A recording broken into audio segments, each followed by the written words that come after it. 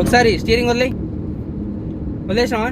So steering వదిలేయగానే మన vehicle ఇట్లా సైడ్కి మూవ్ అయిందంటే టైర్లు తీసి పాడు దింగుర్రని ఒక వీడియో వచ్చింది మాని. సో దానికి ఎగ్జాంపుల్ చెప్తున్నా, ఇట్లా స్టీరింగ్ వదిలేసినప్పుడు వెహికల్ సైడ్కి మూవ్ అవుతుంది అంటే ఆ సైడ్కి మూవ్ అంటే సైడ్కి జరగడానికి చాలా రీజన్స్ ఉంటాయి. అందులో ఒకటి మెయిన్, ఈ రోడ్ అనేది వన్ సైడ్ డౌన్ చేసి ఉంచుతారు. ఎందుకు అంటే ఈ రోడ్ పైన వర్షం పడ్డప్పుడు వాటర్ అనేది ఆగకుండా ఉండడానికి, వెళ్ళిపోవాలని చెప్పేసి రోడ్ అనేది వన్ సైడ్ డౌన్ ఉంచుతారు. సో దానివల్ల సైడ్కి వెళ్ళొచ్చు. ప్లస్ అది కాకుండా ఇంకొకటి, మన టైర్ల గాలి తక్కువ ఉండడం వల్ల కూడా సైడ్కి మూవ్ అవ్వచ్చు.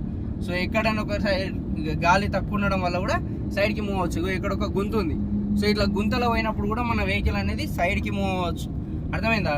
సో అది కాకుండా మన వెహికల్ అనేది బ్రేక్ లైనర్లు ఒక సైడ్ ఎక్కువ తక్కువ ఉండడం వల్ల బ్రేక్ లైనర్లు అనేది వన్ సైడ్ టైర్ని గట్టిగా పట్టుకున్నాయి అనుకో, దానివల్ల కూడా సైడ్కి మూవ్ అవ్వచ్చు. ఈ మూవ్ అవ్వడానికి 1,00,000 రీజన్స్ ఉంటాయి. సో ఆ రీజన్స్ అన్ని వదిలేసి ఖాళీ సైడ్కి వెహికల్ మూవ్ అయింది అని చెప్పేసి నువ్వు టైర్లు తీసి వాడితే కొత్త టైర్లు వేసుకో అంటే అది ఎంతవరకు కరెక్ట్ అనేది నాకు అర్థం కాలేదు. సో మీకు కరెక్ట్ అయితే మీకు కరెక్టా తప్ప ఒకసారి కామెంట్ చేయండి. సో ఇంకో రీజన్ కూడా, ఇప్పుడు ఫుల్ గాలి పెడుతుంది బయట.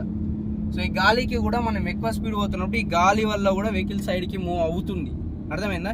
సో మీరు ఏది తప్పు ఏది కరెక్ట్ అనేది ఒకసారి కామెంట్ చేయండి.